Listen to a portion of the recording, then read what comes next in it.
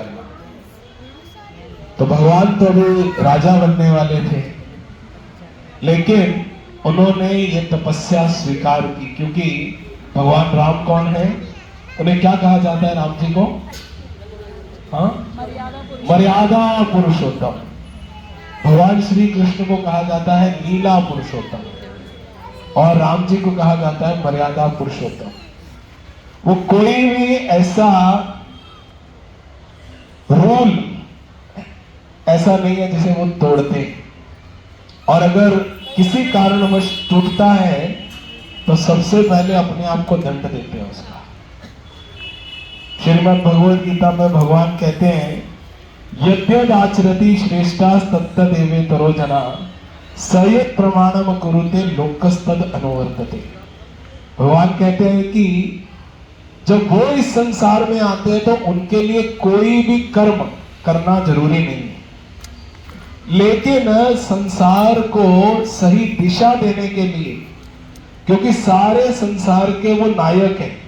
भगवान का एक नाम है अखिल ब्रह्मांड नायक। अखिल का मतलब होता है अनंत ब्रह्मांड, उन सब ब्रह्मांडों के नायक। नायक का मतलब हीरो। वो सब ब्रह्मांडों के हीरो हैं। अगर कोई हीरो गलत आचरण करेगा तो समाज भी वैसा ही करेगा। तो हीरो वो होता है जो अपना आचरण से दुनिया को सिखाता है। तो भगवान कहते हैं कि वैसे तो मेरे लिए कोई कर्म नहीं बना, लेकिन फिर भी जब मैं इस संसार में आता हूं तो लोगों को यह बताने के लिए कि आपको आकर इस संसार में कर्म करना है, तो पहले मैं स्वयं कर्म करता हूं, ताकि मेरा आचरण देखकर संसार जो है कर्म करे। अगर नहीं तो लोग कहेंगे रे ये भी फ्री में वेले बैठे रहते हैं, तो हमको भी क्या करने की जरूरत है। तो भगवान उसी प्रकार से राम जी जो है वो मर्यादा पुरुषोत्तम है, तो उन्होंने स्वीकार किया तपस्या करना। और ये जो ये हिमालय का ये स्थान है,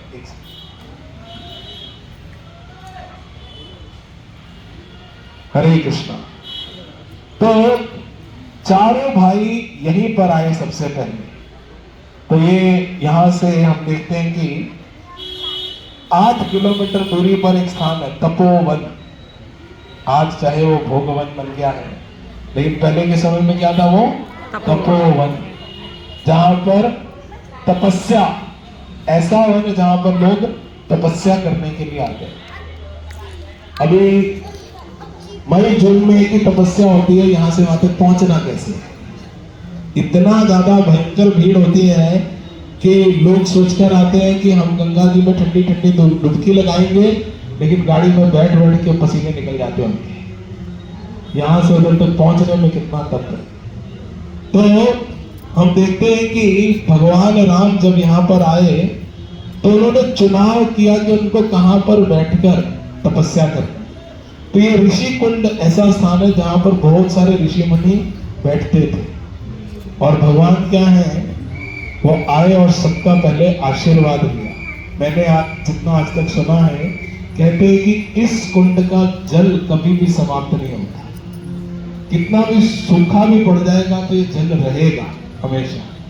और कहते हैं यही एक ऐसा स्थान भी है जहां से यमुना जी का जल और सरस्वती जी का जल इस जो है गंगा जी में आकर मिक्स भी होता है नीचे से, जो गुप्त रूप से, इसलिए इसे त्रिवेणी घाट भी कहते हैं।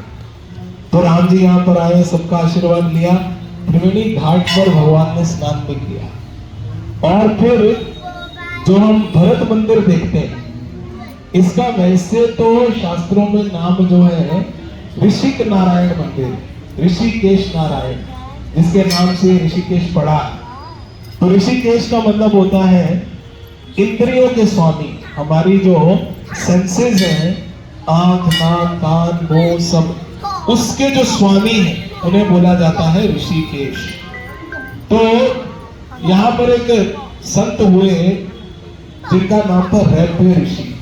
रैभ्य ऋषि ने ये जो भरत मंदिर है वहां पर खूब तपस्या किया, और तब के बाद भगवान प्रसन्न हुए और उनको उन्होंने दर्शन दिया। और दर्शन देने के बाद जब भगवान का किसी को दर्शन मिलता है तो भगवान का दर्शन व्यर्थ नहीं जाता। भगवान कहते हैं कि कुछ मांगो, तो उन्होंने यही मांगा कि कलयुग के जीवों की इंद्रियां उनके संयम में नहीं रही, आप ऋषिकेश के रूप में यहीं पर विराजमान हो जाइए। सोचिए कितना इंपॉर्टेंट मंदिर है ये जो भरत मंदिर है। तो भगवान शालिग्राम जो पूरा विग्रह देखते हैं, मूर्ति जो देखते हैं, वो पूरा शालिग्राम शिला है, स्वयंभू विग्रह है, अपने आप से प्रकट हुए विग्रह है, किसी ने उसको हाथ से तराशा नहीं है। तो इसलिए ये पूरे ऋषिकेश का जो नाम है, भगवान ऋषिकेश नारायण के नाम से जो है इस स्थान को जाना जाता है।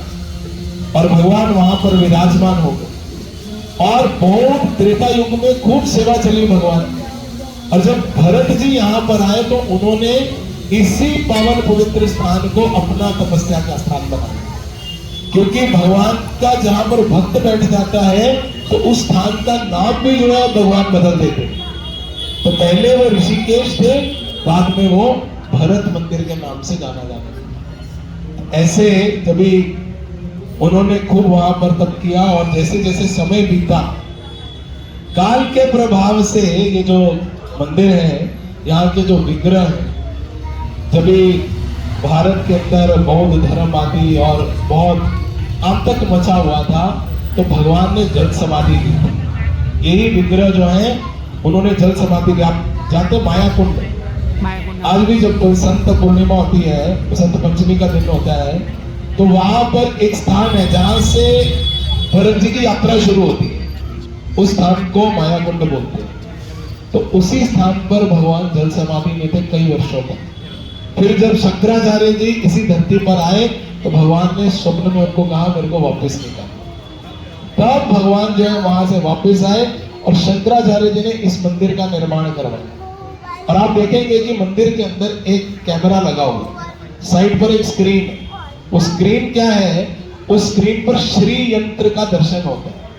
श्री यंत्र एक स्पेशल यंत्र है जो इस मंदिर को सुरक्षित रखने के लिए एक शिला के ऊपर स्वयं शंकराचार्य जी ने अपने हाथ से बनाया था, तराशा था। और फिर इस मंदिर की सुरक्षा के लिए उन्होंने यहाँ पर लगा दिया। तो आप कभी भी मंदिर में जाएंगे तो साइड पे एक स्क्रीन लगी रहती है। लोग पूछते हैं स्क्रीन के अंदर क्या है, तो उसमें एक शिला का दर्शन होता है। वो किसी और के हाथ से नहीं है, स्वयं शंकराचार्य जी ने अपने हाथ से तराश कर उस शिला को लगा दिया।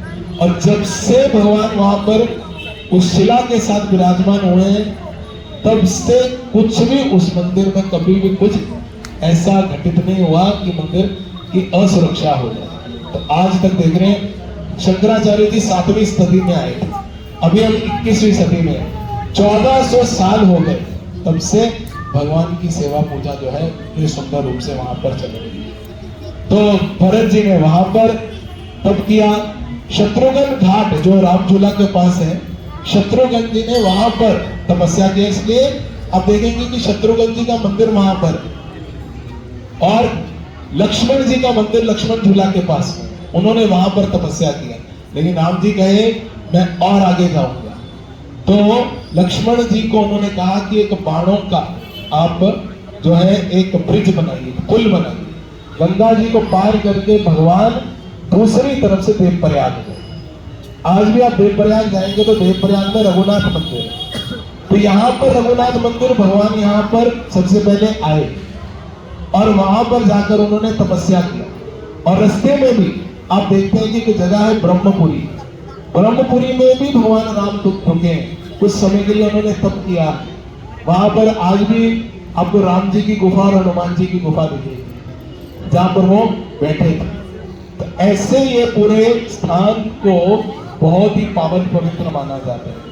और आज हम सब लोग का बड़ा सौभाग्य है कि हम सब लोग यहाँ पर धन्यवाद देते हैं अंशु माता जी, रंजना माता जी का, कि उन्होंने बड़ा स्पेशल स्थान चुना। आज कार्तिक की पूर्णिमा और बड़ा विशेष दिन, आखिरी